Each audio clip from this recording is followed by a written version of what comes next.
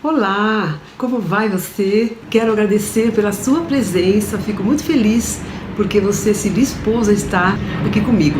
Muito bom, então hoje vamos fazer uma live sobre um tema que é muito importante, delicado, que está tomando, vamos dizer assim, uma proporção cada vez mais preocupante, que é o feminicídio e violência entre parceiros íntimos.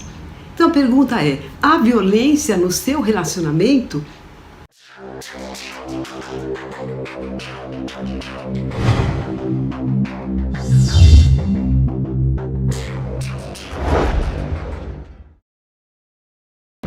Muito bem, mas antes de começar o tema, eu queria informar que eu vou fazer uma série de vídeos assim ao vivo com vocês e para responder as questões de vocês, que eu vou dar o nome de FAQ, ok? Não serão consultas, é importante que eu deixe isso muito claro, eu não vou fazer uma consulta aqui ao vivo, mas aquilo que eu puder esclarecer em termos de conhecimento, de tudo isso que eu venho estudando nesses últimos anos, eu assim farei com grande prazer. Bom, então vamos falar da violência entre parceiros íntimos. E por que este assunto é tão importante? Primeiro, porque vocês têm notado aí, pelas notícias da mídia, dos telejornais, quantas situações terríveis estão acontecendo, né? Então a taxa de feminicídios parece crescer a cada dia.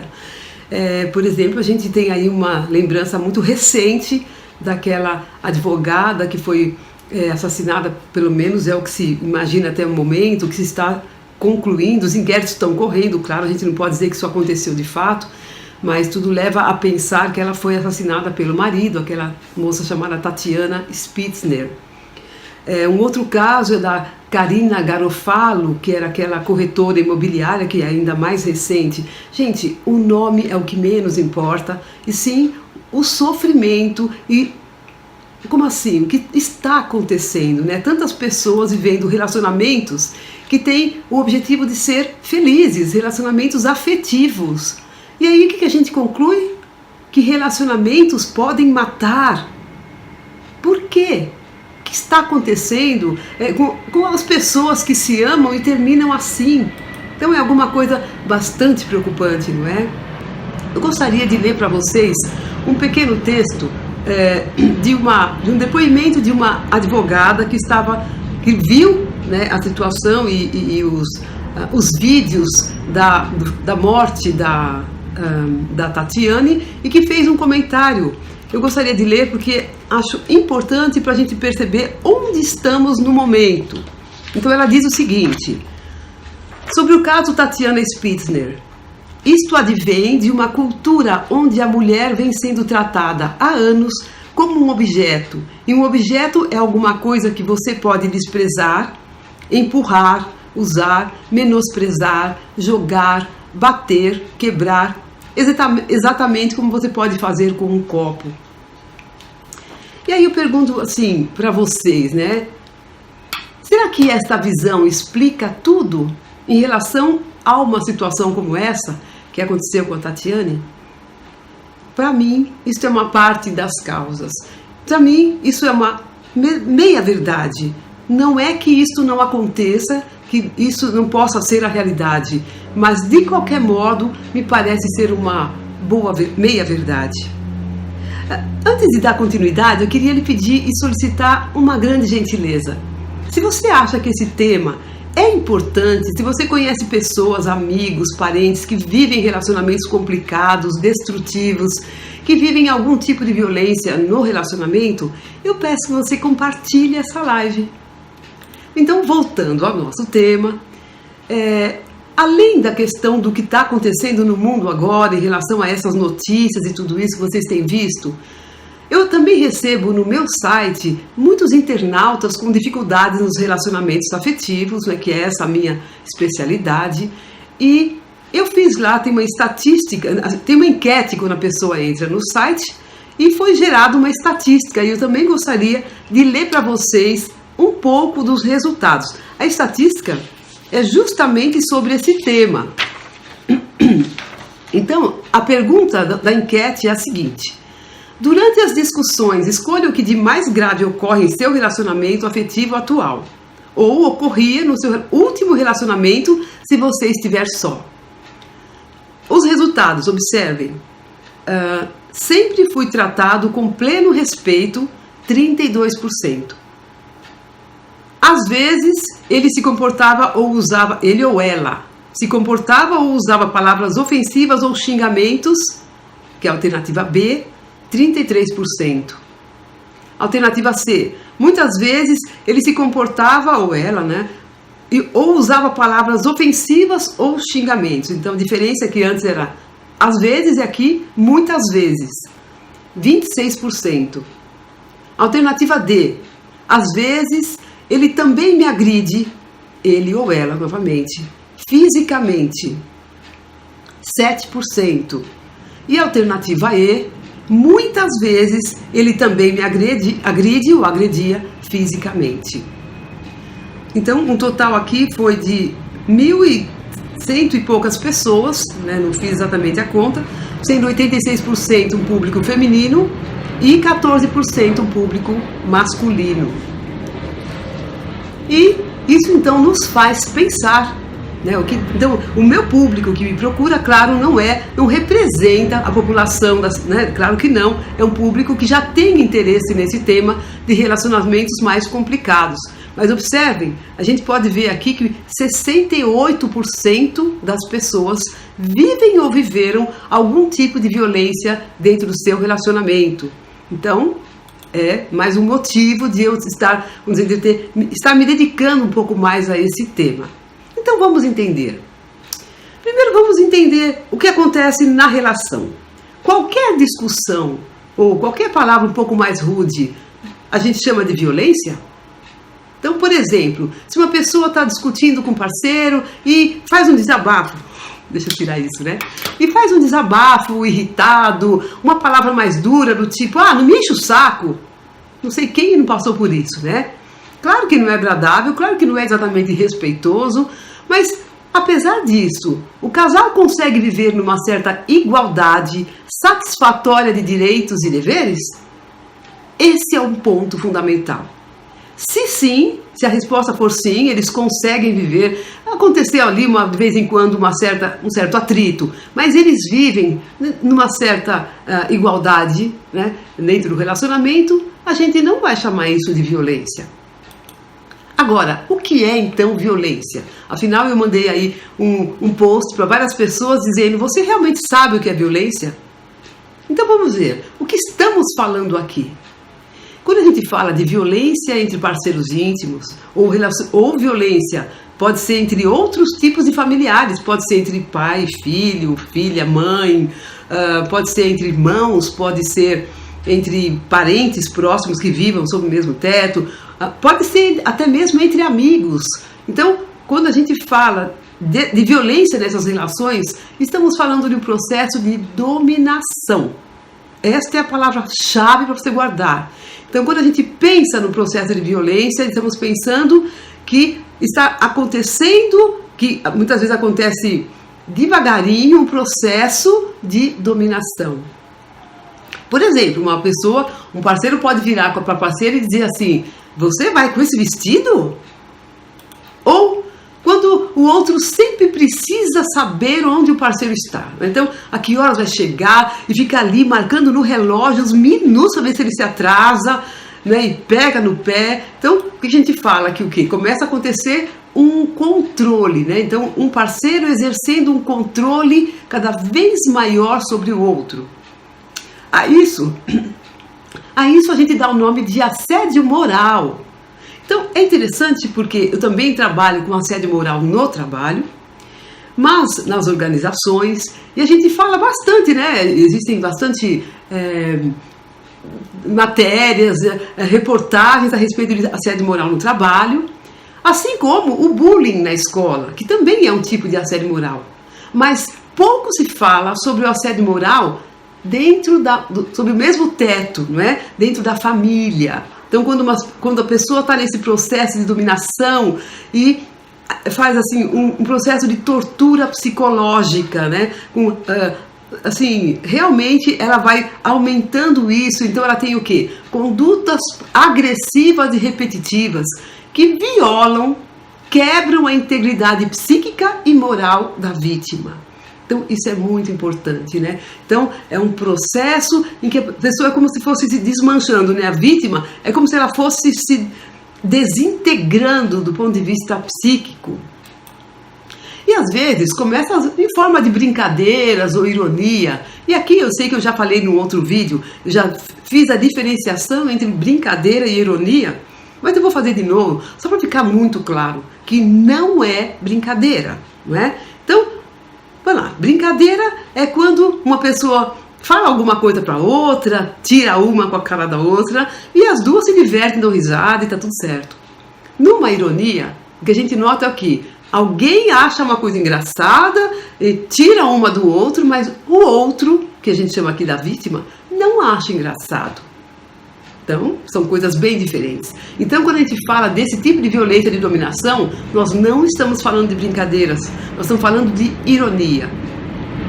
Ou também as agressões podem ser de muitos tipos, inclusive verbais, né, extremamente brutas, pode ser, né? Frases como, você é uma burra, você é um frouxo, você não faz nada direito, né? Ou, gorda assim, ninguém vai te querer, né? Você é um preguiçoso, né? Então, essas coisas, esses rótulos, né? Tudo isso é extremamente lesivo para a psique da pessoa que escuta. Depois, esse processo vai aumentando em intensidade, em frequência e vai também gerando novos tipos de violência. E aí vamos entender, já falamos de tipos de violência, vamos entender quais são os tipos, né? Bom, de acordo com a Lei Maria da Penha, né, e eu acho que eles usam esses tipos, mas de uma maneira para poder enquadrar com a lei e também para ser didático aqui para nós. Mas na prática a diferença entre uma e outra não é tão claramente assim, perceptível assim, tá? Então vamos lá. Então existe violência física, que é bastante óbvia, né? Psicológica, moral, sexual e patrimonial ou econômica. Então, a gente, por exemplo, diz assim, mas a violência psicológica é quando as pessoas... uma pessoa xinga a outra, ofende, fala palavras muito duras, como a gente acabou de dar o exemplo.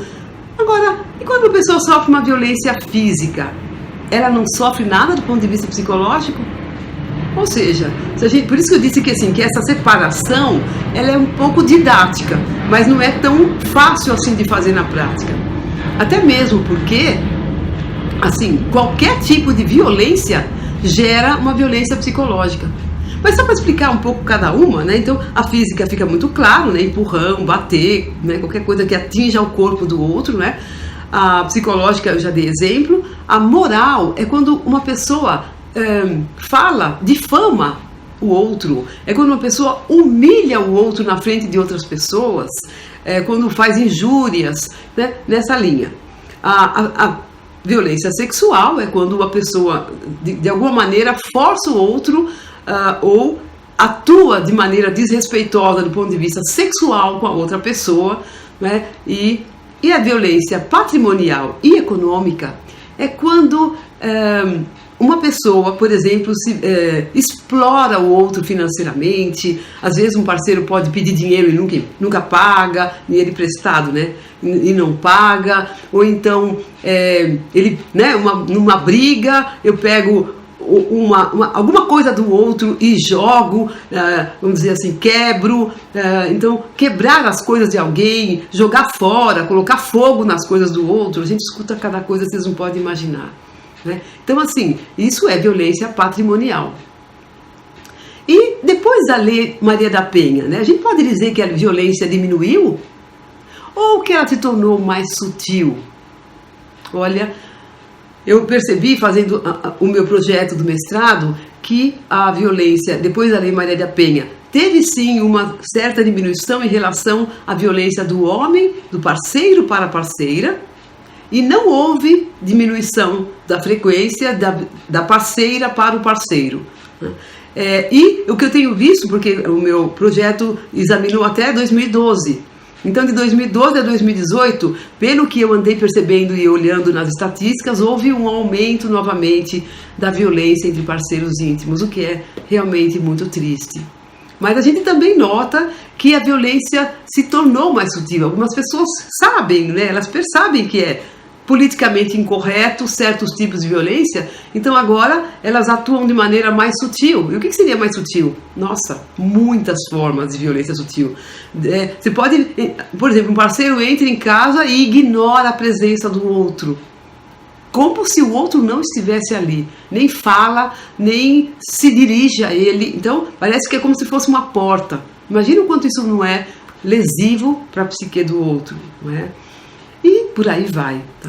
Agora, falando um pouquinho da origem da violência, podemos trazer aqui pelo menos 2 fatores importantes. Um seria os socioculturais. Então, a gente escuta, né, essa fala, por exemplo, da advogada, né, que eu acabei de ler para vocês, é dentro dessa linha do sociocultural, a partir ainda de uma cultura de machismo, de olhar a mulher como objeto de posse masculina, né? Até mesmo em outras relações, ter os filhos como objetos de posse dos pais. E também pode acontecer o oposto, como eu disse para vocês, da mulher ter essa relação de dominação com o homem e usar, de certo modo, esse homem como se fosse um objeto. Tá? Então, isso seria uma causa, uma origem, que assim, que tem sido bastante trabalhada na nossa cultura e sociedade, através das leis, então, através das campanhas. Ela, então, parece que está tendendo a, quem sabe, mudar com o tempo e lentamente. O segundo fator, que eu acho que esse não tem sido tão abordado, é das vulnerabilidades psicológicas. Então, os perfis de cada pessoa envolvida, né, nessa violência, tanto aquela pessoa que quer dominar, quanto o que é dominado, né, que é determinado pela sua história de vida, seu processo de educação e seu ambiente social. Então, esse perfil psicológico, tá, ele tem aí muitas causas no passado e mesmo na história assim, da pessoa em relação à sua vivência, né, na cultura que ela está, né, que ela cresceu, que ela se desenvolveu. Então, por exemplo, eu gostaria de mostrar para vocês, por falar em perfil psicológico, um pouco ainda de uma outra reportagem que mostrou, que estava falando sobre a Tatiane Spitzner, né? Então, o jornal Tribuna do Paraná disse o seguinte: segundo as investigações, a advogada Tatiane Spitzner vivia uma história de terror em sua própria casa. Além dos relatos da violência no dia da morte, como mostram os vídeos, então, gente, esses vídeos estão na internet, se vocês quiserem ver, os promotores indicam que Luiz Felipe, o marido, teria cometido todo tipo de violência contra a esposa, desde usar apelidos depreciativos como forma de tratamento. Então, Tatiane era coagida a realizar todas as tarefas domésticas, não podia usar seu próprio dinheiro, chegou a ter as suas roupas rasgadas, aquelas que foram compradas à revelia do marido e que não o agradavam, e foi ameaçada verbalmente em diversas situações. Então, em um episódio, ele teria dito que tinha ódio mortal e nojo dela. Você pode imaginar o impacto disso? As informações dos amigos de Tatiane revelaram que ela tinha intenção de se divorciar e que ele não aceitava o divórcio. Né? Para vocês perceberem como a questão, como o processo da violência, de um modo geral, não começa na violência física. Né? Então ele começa muito antes dessa maneira que eu expliquei, né? Uma maneira sutil, depois com ofensas e vai piorando e a coisa vai ficando cada vez mais grave e que pode levar, se a pessoa não sai dessa relação, a um desfecho tão infeliz como foi o da Tatiane. Tá? Então, é importante entender a violência no relacionamento, né, como um processo, não um ato isolado. Muitas vezes as pessoas olham assim, isso é uma coisa que aconteceu. Não, calma, a coisa é um pouco mais séria. Eu também gostaria de mostrar para vocês um livro, que é esse livro não sei se você vai alcançar aí, se vocês vão conseguir ver, tá? Que é A Violência no Casal, de Marie-France Irigoyen. E aqui ela traz um caso interessante que eu gostaria de mostrar para vocês. Ela conta a história de Diana e Estevão. E ela diz o seguinte: Diana diz que desde o início de sua relação passou por atos de violência física moderados, que comenta nos seguintes termos: não era nada grave, eram só uns roxos pelo corpo. Ela só veio a ter realmente consciência da violência de Estevão após o nascimento de seu filho mais velho. Pouco depois do parto, por cesariana, ele lhe havia torcido o braço e havia jogado no chão, porque ela havia se recusado a passar de novo uma camisa. Então observem, aí que caiu a ficha de Diana. Então, mas olha, mais alguns detalhes. Ela disse, né, comentando com a autora do livro, que ele criticava permanentemente sua família e ameaçava muitas vezes ir embora para o exterior com os filhos. Quando ela fazia reuniões de trabalho, porque eles eram do mesmo, é que eu não li tudo aqui, eles eram da mesma profissão, os dois eram médicos ortopedistas. Então, quando ela tinha reuniões de trabalho com os colegas, ele falava mais do que ela, criticava-a diante dos outros, lembra? Violência moral, mas se apropriava das ideias dela. E a Diana diz o seguinte: não são os momentos de crise os mais penosos, pois são mais fáceis de perceber. É o assédio cotidiano que a esgota e a faz duvidar de si mesma. Olha isso, gente. Não acham extremamente importante? Não é? Então, como essa moça, né, como vai contando como vai vivendo no dia a dia dela e como acontece um processo que eu diria de lavagem cerebral mesmo, né? Um processo de ir destruindo, né, pouco a pouco essa psique do outro. Mas vamos observar na Diana algumas questões básicas. Então, que aí eu não vou ler para vocês, mas que eu, né, de alguma maneira li no histórico dela. Primeiro, que ela se desvaloriza. Então é uma pessoa que tem uma baixa autoestima, uma autoimagem prejudicada, uma baixa autoconfiança. Então ela se desvaloriza diante do companheiro. Outro aspecto psíquico dela, né, falando do perfil dela, ela tem dificuldade de dizer não para ele. Então, quando ele quer alguma coisa, ele fala de uma maneira impositiva e ela não consegue dar limite, ela não consegue se impor de uma maneira adequada. Né? Então, faz o que ele quer. Outro detalhe, ela tende a negar os sinais. Então, quando ela fala, né, a gente acabou de ler, quando ela fala assim, no começo era só uns roxos, quer dizer, ela estava negando para ela mesma que ela estava vivendo violência. Só vai cair em si quando a violência já é mais grave. Isto é extremamente comum no dia a dia. Por isso que eu digo para vocês que nem sempre a pessoa percebe que está vivendo violência. Às vezes ela está vivendo todo um sofrimento, mas ela não se dá conta que isso se chama violência. Né? Bom, voltando para Diana, né, ela também negava a gravidade dos comportamentos dele. Então esse é um outro detalhe, a pessoa tende a justificar o parceiro de alguma maneira, né? E também tende a se culpar pela situação do casal. Então é porque, se vocês quiserem ler a história, comprem o livro, que é bem interessante, mas então ela vai explicando que ela achava assim, acho que ele faz isso porque eu não dou o prazer que ele quer na cama, ou ele faz isso porque eu sou um pouco mais... Né? Qualquer coisa, qualquer ponto fraco dela, ela usava, né, para se sentir culpada pela situação que vivia com ele. Olha que absurdo isso, né? E aí, ela também tende a querer modificar o parceiro. Isso é a coisa mais comum. Muitas pessoas vivem uma relação assim e ficam tentando mudar o outro, muitas vezes até de maneira também agressiva, também violenta, em vez de perceber, né, que o outro... que esse relacionamento é destrutivo e é preciso sair muitas vezes, ou é preciso buscar ajuda para melhorar a qualidade e a saúde desse relacionamento. Tá? Então, outro detalhe que aparece na história da Diana do ponto de vista psíquico, é que ela tem medo do futuro sem ele. Então, é outro detalhe importante que a gente vê bastante nos casos de violência. A pessoa tem medo, mas o que será de mim? Então, ela chegou a afirmar o seguinte: se eu terminar essa relação com ele, minha vida afetiva acabou, né? Não vou mais ter ninguém, né? Claro, ela devia estar extremamente traumatizada. Por outro lado,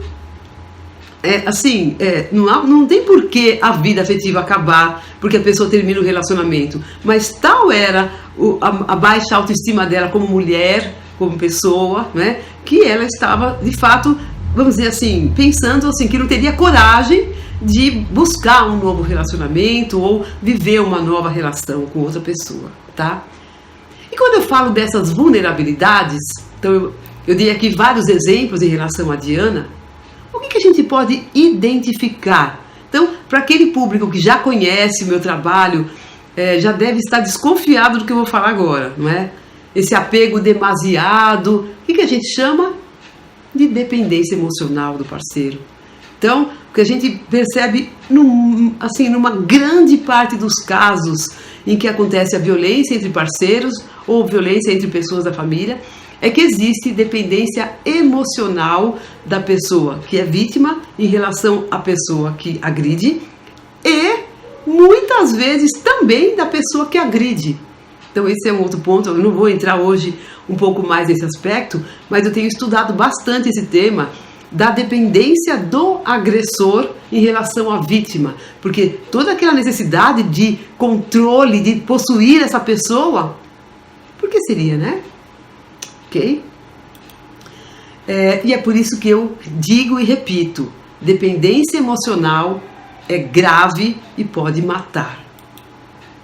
E além desses fatores socioculturais e das vulnerabilidades psicológicas, que a gente acabou de dar pelo menos alguns exemplos aqui, ou alguns tipos, há um terceiro fator, então assim, que eu também acho extremamente importante e que, de um modo geral, eu não ouço falarem a respeito, que são os transtornos psiquiátricos envolvidos ou que um desses dois parceiros ou os dois tenham, tá?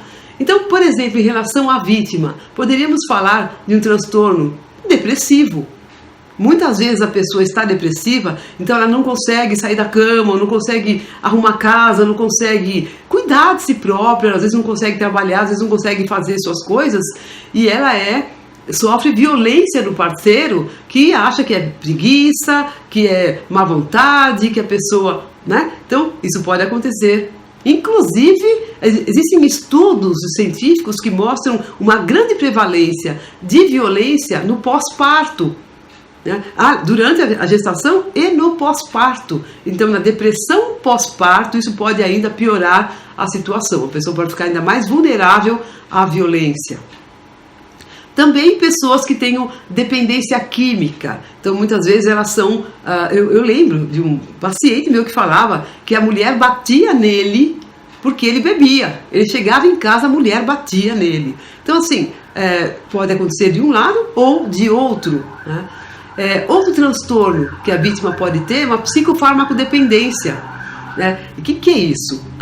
É uma pessoa que é dependente de psicofármacos ou os medicamentos faixa preta, vamos colocar assim, né? Que às vezes ela usa para dormir ou para se acalmar. Então é uma pessoa que tem aí vários problemas e ela se liga demais nisso. Então pode também sofrer por causa disso. Uma pessoa que tem uma ansiedade muito intensa, uma pessoa que vive um transtorno de personalidade borderline, pode viver também, viver a violência do parceiro, ok? Em relação ao agressor, também é muito comum, a gente tem estabelecido uma relação, muitos estudos científicos falam disso, entre o agressor no uso de drogas, às vezes não só dependência química, mas até o próprio uso sem a dependência pode causar. E o álcool, por exemplo, é um campeão de causar violência, independentemente da pessoa ter a dependência química. Mas quando tem, a gente sabe que a situação pode ser ainda pior, tá? E várias outras drogas aumentam a irritabilidade e a agressividade. A cocaína pode fazer isso. Muitas pessoas não sabem, mas a maconha pode fazer isso. Existem estudos científicos comprovando isso, que as pessoas podem se tornar mais agressivas no uso da maconha, embora não seja o mais comum. Transtorno bipolar. Então existe, por exemplo, numa fase em que a pessoa está numa exaltação de humor ou numa fase que a gente chama de euforia, uma pessoa pode se tornar mais irritável, mais agressiva e, portanto, pode ser violenta com o parceiro. E vários transtornos de personalidade, por exemplo, personalidade narcisista, personalidade antissocial, uma personalidade passivo-agressivo, né? O passivo-agressivo tem uma tendência de violência mais sutis, ele não é do tipo que faz violências mais explícitas, né? Também a pessoa que tem transtorno borderline pode se tornar um agressor dentro da relação, transtorno de personalidade esquizoide, né? Então, assim, gente, são vários os transtornos psiquiátricos que também podem estar envolvidos na origem da violência entre parceiros. Então, isso muitas vezes não é tocado, muitas vezes nem se percebe. A própria pessoa que vive a violência não percebe. Eu fico, assim, como eu recebo muitos pacientes que passam por esses sofrimentos, eu fico espantada como as pessoas falam, olha, depois de 20 anos sofrendo violências enormes, as pessoas falam, acho que ele tem alguma coisa a mais, acho que ele tem algum problema mental. Gente, acho, já pensou? Né? Acho não, né? Muitas vezes a pessoa tem e é muito óbvio, quando a pessoa começa a explicar para mim o que ela nota na relação, eu fico assim, falei, nossa, como que essa pessoa ainda acha? Não tem certeza, né? Mas é claro, a pessoa não vai diagnosticar, quem diagnostica é a gente que está do lado de cá, né? Bom, meu objetivo hoje é estimular para que a gente amplie a visão para além dos aspectos socioculturais. Então a violência definitivamente não ocorre só por causa do machismo e de uma situação onde a cultura favorece a violência contra a mulher. Então os estudos científicos mostram que as parceiras, como eu disse para vocês, são tão agressoras ou até mais do que os homens. E isso também não justifica, claro, que os homens sejam violentos. Nenhuma violência não justifica a outra, obviamente. Agora, é importante que a vítima perceba que contribui para o processo de violência. E eu sei que esse é um tema polêmico, né? Quando eu falo disso, muitas pessoas falam assim, você está dizendo o quê? Que a vítima é culpada? Definitivamente não estou falando isso, gente. Então, não estou falando isso para a vítima se sentir culpada ou dizendo que ela deveria ser penalizada. Não! E sim para que ocorra uma mudança. Então, o que eu quero dizer com a vítima também pode contribuir? Contribui na medida em que ela se torna submissa, que ela vai sendo permissiva para essas agressões menores, agressões medianas. Então, na medida em que ela não toma atitudes mais severas, quando a violência vai aumentando, na medida em que ela nega a gravidade dos fatos, ela vai, vamos dizer assim, perpetuando, ela vai contribuindo para a perpetuação do processo da violência e dessa dominação do outro. Então, volto a dizer que não estou com isso querendo dizer que ela é culpada, assim como uma pessoa que sofre um assalto no trânsito, porque estava com o seu vidro do carro, sei lá, parou no farol, o seu vidro do carro estava aberto, e ela veio um bandido, porque ela, entre todos que estavam ali, os carros que estavam ali, o dela era o único com o vidro aberto. Aí o bandido veio com uma arma e apontou para ela. Eu vou dizer o quê? Que essa pessoa é culpada por ter sido assaltada? Claro que não. Mas ela contribuiu, consciente ou inconscientemente. Isso aqui não vai fazer uma total diferença se é consciente ou se não é consciente, mas ela contribuiu. Então muitas vezes a gente vacila, não é? Então a gente dá chance para situações de risco, e é isso que eu quero dizer. Então, esclarecendo um pouquinho, voltando um pouco antes, então é muito importante que as pessoas detectem a violência no início, né? Agora, o que impede da pessoa tomar uma atitude logo, perceber e tomar uma atitude rápida? Porque a gente que está de fora, a gente olha e fala, nossa, não sei como que a fulana ainda continua nessa relação, o que está fazendo lá? Então o que impede? Por que a pessoa não vai embora? Bom, primeiro a gente já deu aqui de certo modo umas dicas, não é? Então, desconhecimento de que ela está vivendo de violência. Então as pessoas não têm essa noção, como eu já disse para vocês. Segundo, como a gente já falou, dependência emocional do parceiro ou da parceira, né? Uma outra situação é uma dependência financeira. Muitas vezes essa parceira, ou geralmente a parceira, tem uma dependência financeira do outro, e aí ela não consegue imaginar como ela vai se virar, como ela vai fazer. Então, quando as pessoas me procuram com essa situação, e eu faço o quê? A gente começa a promover para ela um plano para ela ter condições financeiras. Então, mesmo que a pessoa decida, não, eu tenho que sair, mas ela pode se preparar, ela pode dar um tempo para que ela consiga. Então a gente monta estratégias para que ela consiga minimizar o clima emocional, né, da relação, e que ela faça um plano bem feito para que ela consiga, né, lentamente se preparar para poder ter uma autonomia financeira. Porque se uma pessoa não tem autonomia financeira, ela fica realmente muito mais nas mãos do parceiro, não é? Ou pelo menos ela se sente assim. Outra coisa que a gente acabou de falar também é a negação do risco. E medos, vários medos. Medo de ficar sozinha para sempre. Medo de ficar abandonada. Medo de muitas coisas, né?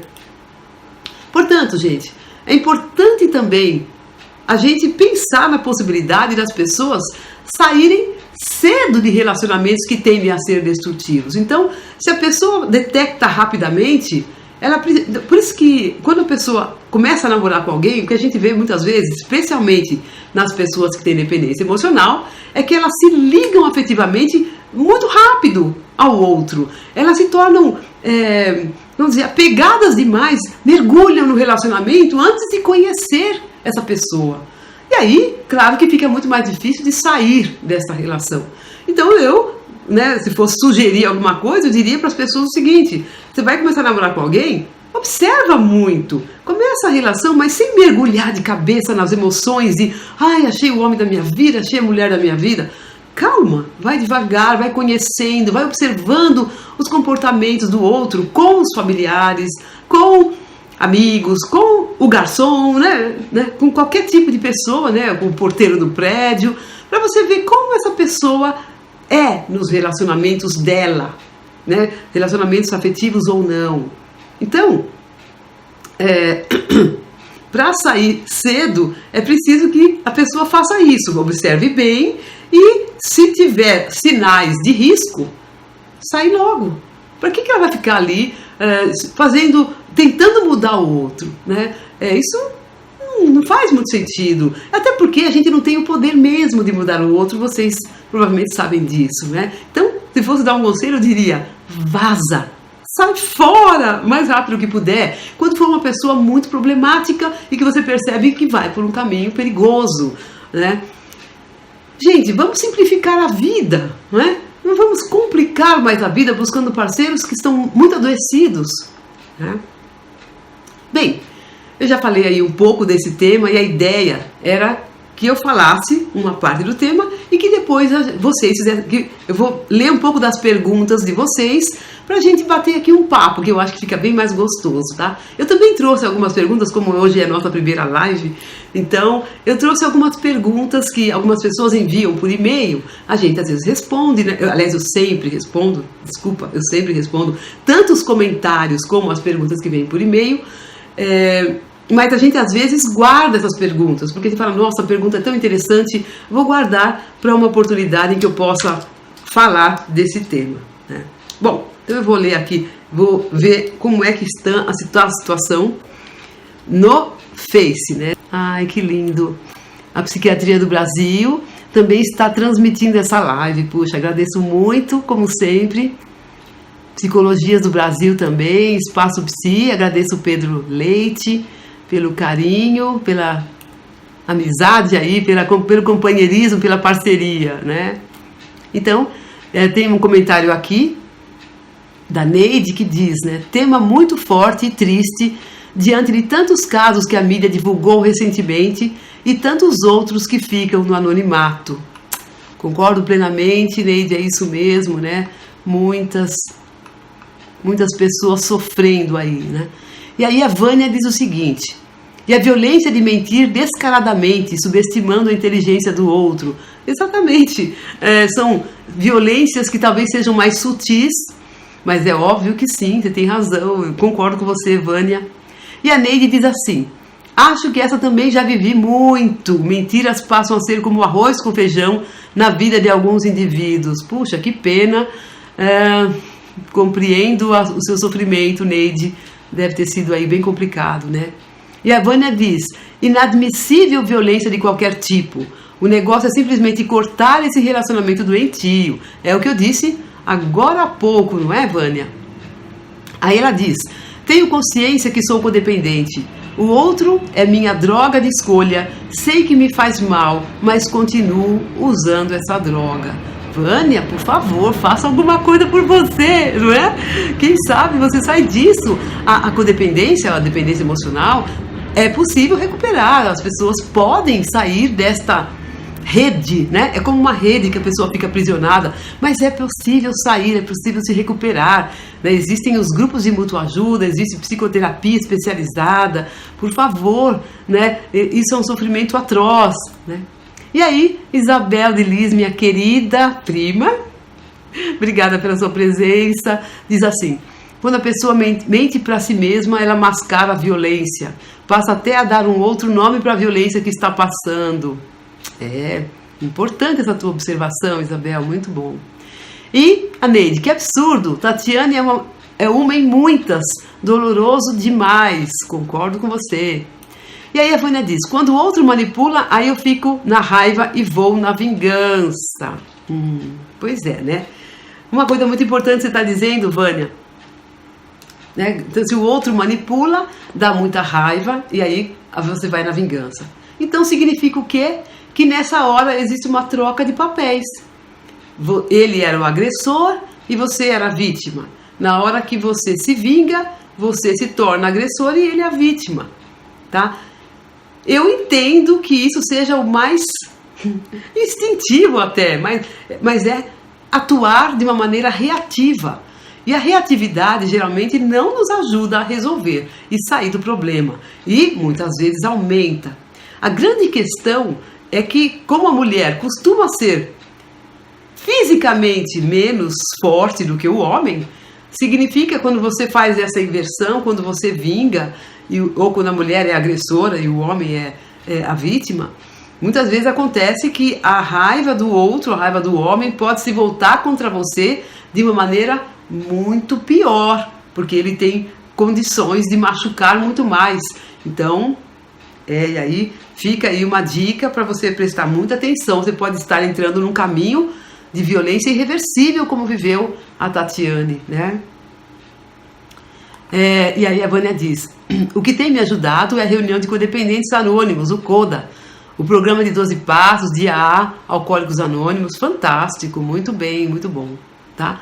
E a Lisânia diz: triste realidade. Exatamente, triste realidade. A Vânia diz novamente: quem é casado com alcoólatra ou dependente químico tem relacionamento codependente. Sim, ela está dando aí uma contribuição pra gente. E a Silvia Triboni, minha querida amiga, lá do seu canal do YouTube Across Seven Seas, por favor, entre no canal dela, façam aí a sua inscrição, porque ela é o máximo para falar sobre viagens, especialmente para pessoas com mais de 60 anos, ok? Bom, mas vamos ao que ela escreveu. E quando há a dependência financeira, o homem se sente mais à vontade para agredir. Perfeito, é isso mesmo, Silvia, né? Então, assim, quando o homem percebe, algumas coisas são fatores de facilitação, e aí que a gente fala que é a contribuição da pessoa que é vítima. Então, veja, uma pessoa adulta, como a gente sabe que uma pessoa é adulta? Porque ela adquiriu uma certa autonomia, do ponto de vista mental, psicológico, então ela tem maturidade e inclusive tem autonomia financeira. Se a pessoa não tem autonomia financeira e não tem como ter com facilidade, digamos assim, ela vacilou nesse aspecto e está contribuindo para a agressão, porque de fato esse homem sente que ela está nas mãos dele. Exatamente isso, né? Por isso que é tão importante que uma pessoa, não sei, é a minha visão, gente, é uma opinião agora que eu vou dar. Eu acho que ninguém pode abrir mão do seu autossustento, no sentido, claro, quando eu falo ninguém posso estar exagerando, mas assim, de um modo geral, as pessoas não devem pensar muito antes de parar de trabalhar para depender de um parceiro, ou para depender de um irmão, ou de uma outra pessoa, porque você nunca sabe como vai ser no futuro essa relação. Às vezes agora ela está ótima, a pessoa respeita, e depois essa pessoa vai começar a sentir que ela pode abusar sem consequências. Este é o grande problema, tá? Muito bem. E aí, que mais? A Neide diz: acredito que não querem admitir uma situação como essa por amar ou medo. Sim, né? Muitas vezes as pessoas, eu converso, e o que é que te segura nessa relação? A resposta que eu mais escuto: doutora, eu gosto dele. Não posso nem imaginar minha vida sem ele, não, eu amo esse homem.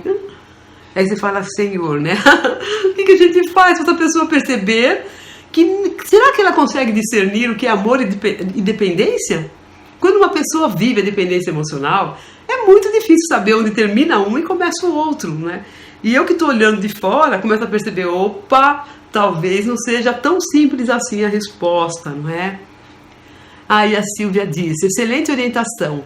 Viu que a pessoa é mala? Vaza! É cilada emocional futura. Gente, um monte de pacientes falam assim pra mim. Quando eu comecei a namorar com ele, 15 anos atrás, ele já bebia muito. Me dá vontade, a gente não pode falar nada do passado, né? Mas me dá vontade de falar assim: e por que cargas d'água você continuou com ele? Né? E as pessoas entram, né? Não, mas ele é boa pessoa. Não, quando ele não bebe, ele é super legal.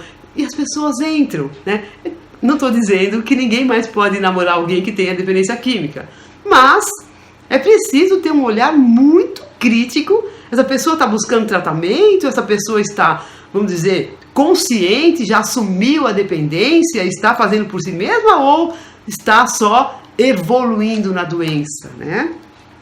Então, aproveitei aqui o seu gancho, Silvia, para falar disso que eu me lembro às vezes, né? Então, gente, vou falar um pouquinho, nós temos mais uns minutos, vou fazer umas perguntas para vocês, né, que as pessoas me fizeram. E se vocês quiserem perguntar também, fiquem à vontade, tá? Vou ler aqui para vocês e conversar um pouco a respeito. Bom, tem algumas perguntas que eu estou vendo aqui que eu acabei já respondendo. Então eu só vou escolher alguma que não tenha respondido. O Pedro Luiz pergunta assim: quais são as consequências emocionais para as crianças que testemunham a violência doméstica no lar? Exatamente, essa é uma questão séria. Gente, enquanto eu fazia o meu projeto lá de mestrado, eu estudei muito esse tema e muito dos impactos da violência entre os parceiros e o que isso gerava nas crianças. É devastador. Espero ter sido bem clara com essa palavra, porque realmente o que a gente nota é que as crianças, elas ficam muito desequilibradas emocionalmente.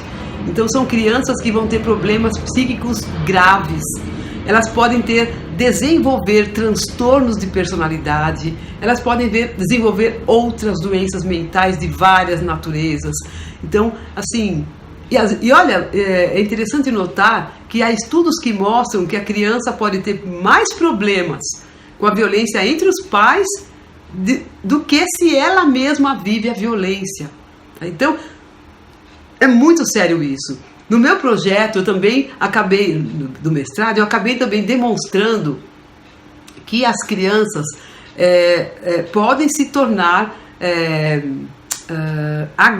vítimas. Então, uma criança que vive a violência entre parceiros íntimos, né, seus pais que vivem violência, ela pode vir a ser uma vítima no futuro. Então ela pode atrair, e ela geralmente não entende por quê, mas uma criança que sofre abuso pode atrair parceiros abusivos e pessoas em redor dela que sejam abusivas, né? E também há vários estudos que mostram que a criança também pode vir a ser um agressor. Então é terrível, é absolutamente grave. A criança pode atuar fazendo bullying na escola ou ser vítima de bullying. Muitas situações graves podem acontecer, tá? Aí tem uma pergunta aqui da Selma, não, do Paulo, que diz o seguinte: como denunciar violência cometida pela esposa contra um homem? Paulo trouxe uma pergunta fantástica, não é? Porque na nossa cultura, eu já tenho falado isso em outros vídeos, mas aqui eu reforço, existe muita atenção, e é fantástico que haja essa atenção na violência contra a mulher. Então é importante, é óbvio que isso aí, que as leis são benéficas, as campanhas são ótimas, né? Mas em relação aos homens que vivem a violência, o que existe? O que se faz? Então, assim, se um homem vai até a delegacia e faz uma denúncia da sua esposa, por exemplo, e ter sofrido uma agressão por parte dela, como ele é visto? O que vocês acham? Quantos homens vocês acham que têm coragem de denunciar numa delegacia um ato desse? Isso, então, significa pra gente que a violência que é demonstrada, que é revelada nas estatísticas, ela é subnotificada. Muito mais pessoas vivem violência e ninguém fica sabendo, né? Ela fica no silêncio das quatro paredes, né? E especialmente a violência que ocorre contra os homens, por causa dessa questão de ser tão complicado fazer uma denúncia, né? Então, a não ser que seja uma coisa muito grave, dificilmente um homem vai fazer uma denúncia, né? Então, aí eu diria para vocês que os aspectos socioculturais são extremamente fortes, porque não dão permissão a um homem de ser agredido pela companheira. Então, muitas vezes ele é chamado de frouxo, de marica, sei lá, o nome que vão usar aí para esse homem. E eu já vi, assim, lendo os artigos, eu já vi, assim, homens que diziam que não faziam a denúncia porque já tinham feito alguma vez e a pessoa na delegacia tinha rido deles. O que vocês acham? Gente, violência é violência, não importa de onde venha, né? Ela precisa ser combatida, né? Então, como denunciar violência? Realmente é uma situação que a gente ainda não tem muitos canais. O que eu posso dizer é coragem para denunciar, e coragem para não se colocar como alguém que precisa da opinião do outro mais do que a sua própria dignidade, não é? Então, assim, faça o que precisa ser feito, porque é muito importante, se houve uma agressão, que essa pessoa que fez a agressão seja penalizada de alguma maneira. A gente sabe que muitas vezes, quando a própria Diana, nessa história que ela conta pra gente, que ela contou aqui no livro da Marie-France, ela diz que ela chegou a denunciar o marido 2 vezes, e ele foi chamado na delegacia, acabou pagando uma multa, uma situação assim, e ela fala que a partir desse momento em que ele foi para a delegacia e voltou, ele ficou um pouco mais cuidadoso, que ele ficou pelo menos um certo tempo sem provocar algum tipo de violência em relação a ela. Então, por aí vocês veem que é possível, sim, é possível fazer alguma coisa, é possível denunciar e ter algum benefício com isso, né? E aí é interessante, porque quando eu estava lendo, ela dizia que pelo menos por um tempo isso melhorou. E por que será que não melhorou por um tempo maior? Provavelmente porque ela deve ter continuado com atitudes muito semelhantes às que ela teve anteriormente. Então, se ela não mudou, se ela não fez, vamos dizer, não tomou atitudes diferentes, né, por que ele iria mudar? Então o tempo vai passando, aquilo vai ficando mais longe na memória, e aí o outro começa a ganhar poder e começa a fazer novamente seu processo de dominação, né? Temos aqui uma outra pergunta.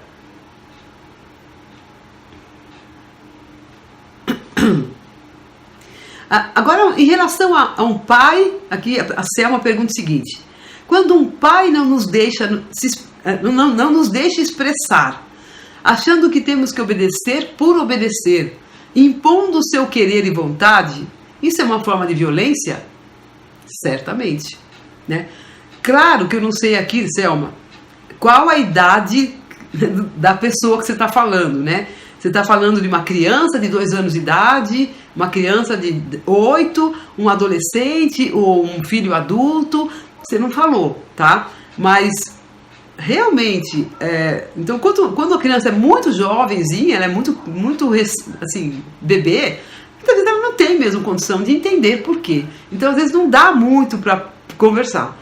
Mas na medida que uma criança vai crescendo, que ela tem condições de compreender esse tipo de comportamento impositivo, impondo o seu querer e vontade, a criança tem que obedecer por obedecer e ponto final, não se explica nada, é uma forma de violência. Por quê?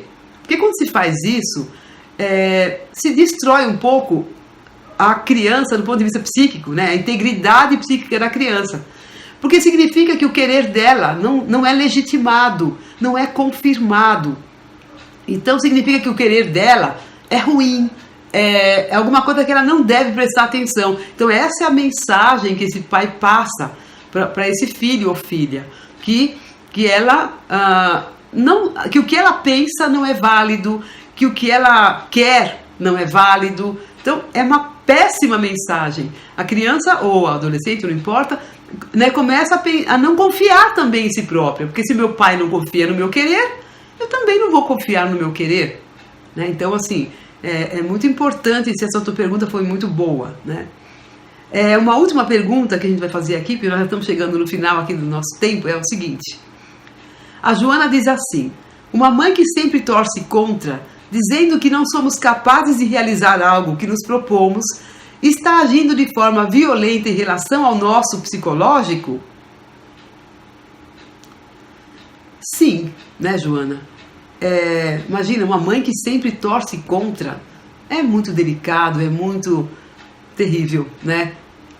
Sem dúvida, isso é violento, e ainda quando essa mãe diz que não somos capazes, então uma mãe que reforça no seu filho a ideia de que ele não é capaz,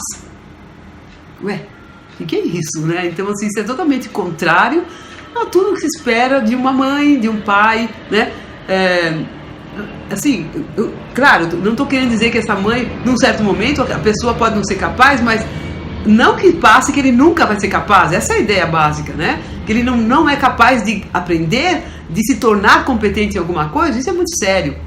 Então isso é sim uma forma violenta de lidar com a criança e novamente faz com que a criança não tenha confiança nela própria, ela não desenvolva essa autoconfiança para fazer as coisas. Então, ao crescer, ao entrar no mercado de trabalho, por exemplo, ela pode ser uma pessoa que tem muita dificuldade de se desenvolver ou de desempenhar bem o seu papel, porque ela tem a visão de que ela não é capaz, tá? Gente, eu acho que assim, a gente já chegou aqui na nossa 1 hora de live e quero agradecer muito novamente a essa presença de vocês, a todos vocês que estiveram aqui com a gente e aqui fazendo esse trabalho de desenvolvimento e de compreender melhor essa questão da violência entre parceiros íntimos e da violência e assédio moral dentro da família, tá? Então daqui pra frente eu vou marcar outras lives, semana que vem vou fazer outra, provavelmente vai ser na sexta-feira às 20 horas, tá? Mas de qualquer modo eu vou escolher um tema, não sei ainda qual vai ser o tema, vou mandar aí uma mensagem para vocês. Se vocês ainda não estão inscritos no canal, por favor se inscrevam para vocês receberem a notificação do novo tema. E também vocês podem entrar no meu site para receber as nossas newsletters, né? E aí vocês vão saber qual vai ser o tema, se interessa ou não para vocês, né? E também tragam as suas questões, porque como eu disse para vocês, eu vou falar um pouco e quero que vocês falem mais, que vocês façam as perguntas para que eu possa realmente atender às necessidades de vocês. Então, novamente, agradeço a sua presença e se você gostou, eu peço que você dê um like generosamente, compartilhe com as pessoas que você ama, que quer bem, que percebe que tem relacionamentos complicados, que quer que essas pessoas tenham relacionamentos mais saudáveis e felizes. e deixe o seu comentário que eu terei o maior prazer de responder, ok? Então, gente, tudo de bom para vocês. Boa semana, abraço no coração. Tchau, tchau.